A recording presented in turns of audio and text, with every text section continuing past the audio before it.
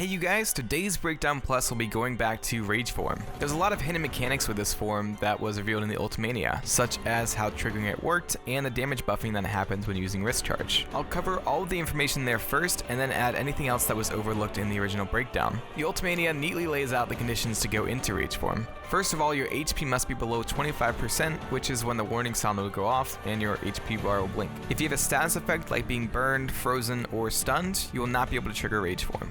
Also, if you are in a link or using a traction flow when your health falls below 25%, Rage Form will not appear. Another thing I didn't know is that if you have already used Rage Form twice in the same battle, you will not be able to trigger it. If you fall back into the 25% range before a minute and a half has passed, Rage Form will also not appear. Lastly, during the Xehanort boss fight, you will not be able to trigger Rage Form except when you are forced into it in the last sequence. The actual chances for triggering Rage Form is initially 10% when at critical health.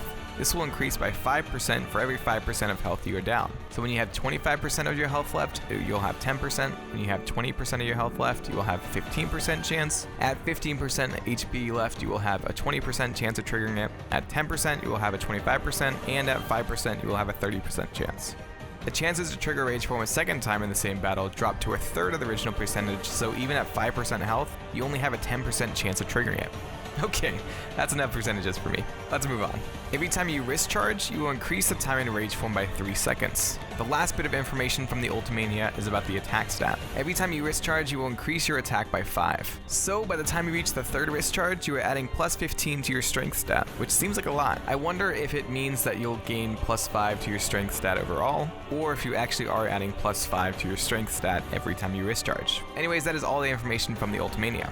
Now let me fill in the gaps from my previous breakdown. The first thing I want to point out is the logo. For some reason, when you use the wrist charge or finish command, the logo reverts to the original blue color but then transitions to red. I'm assuming this is left over from the first time you use wrist charge, since when you first go into wrist charge, your logo is blue and then it changes to red the first time you wrist charge and so on. Speaking of wrist charge, I don't think I mentioned it, but you can stun enemies around you with it. This lets you stop an enemy close to you from attacking as well as lets you restart your combo. Another thing about wrist charging is that every time you use it, you'll hear the same sound as a heart that leaves the body. Listen to the sound during wrist charge and then listen to these other scenes where a heart leaves the body.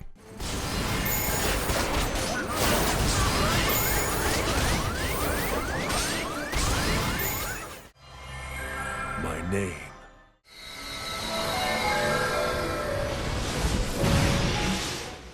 Super Slash, one of my mods, actually keyed me into this. This gives more evidence to the fact that Sora is harnessing the hearts inside of him. I'm not sure if they are connected, but Naminé talks about these hurt memories inside of Sora during Recoded, and shows an orb of light that looks incredibly similar to the orb that Sora produces while he is wrist charging. The power of darkness stems from being alone, so what if Sora is channeling that pain of loneliness? These hearts all return by the end of Kingdom Hearts 3, so maybe this is why you can't wrist charge during the end sequence when Sora is drained of all his light. It's probably not true though, since you can wrist charge before this section, during the 13 vessel fight and during the Keyblade Graveyard fights. The 3 hearts have already returned by this point, and you can still use wrist charge, so it's probably a coincidence.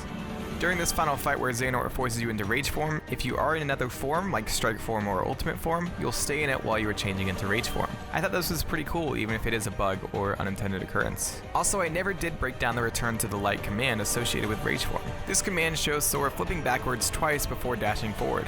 Sora dashes through Xehanort, leaving behind a red streak with each thrust. At the end, Sora dashes upwards before sending out streams of darkness in front of Kingdom Hearts. Tentacles push out from Sora's body before he flips and dives straight down at Xehanort. Sora hits the pedestal, causing a giant explosion. This is extremely reminiscent to Riku's Dark Aura attack. Sora also has an attack similar to Ansem's. Both create an orb of darkness that has tentacles shooting out of it. The last similarity is a similarity between Sora and the Dark Sides. During 0.2, we saw the Dark Sides using a kind of spiky orb of darkness. This is also seen during Sora's finishing move. One other point I want to make is pretty well known, but I didn't mention it in my previous breakdown. If you use another situation command while in Rage Form, you will automatically revert to your base form. The last thing I'll add is 2 comments from my original video. Didvax noted that both Anti and Rage Form do not cast a shadow. Timmy pointed out that the first attack of the air combo looks incredibly similar to one of Ven's attacks. Actually, I have one more point to make about the strategy for Rage Form. Personally, I feel like this is made for boss battles. During mob fights, I feel like I was always getting hit on my combos, and with the wrist charge mechanic taking all of your health away, I was always dying with mobs. If you can react quickly enough though, your guard and dodge will help you deal with mobs, so I guess this form change is good against everything. Humanoid bosses were especially good with this form since the combo actually hits them up into the air and then slams them back down during it. The best strategy is to risk charge while your party members have healing items or MP to heal you. They will usually heal you back to full health, so you have the damage bonuses without the critical health. Anyways, that is all I have for you guys. I'm pretty active on Twitch, YouTube, Discord, and Twitter, so be sure to follow the links in the description below to stay updated. If you want to watch the original breakdown, I'll have a card up on screen. Subscribe or share this, and I will see you in the next video. Also, if you want to see my breakdowns a day early, hear my thoughts on making these breakdowns, or see an exclusive stream each week, consider becoming a member. Click the join button right beside the subscribe button to learn more.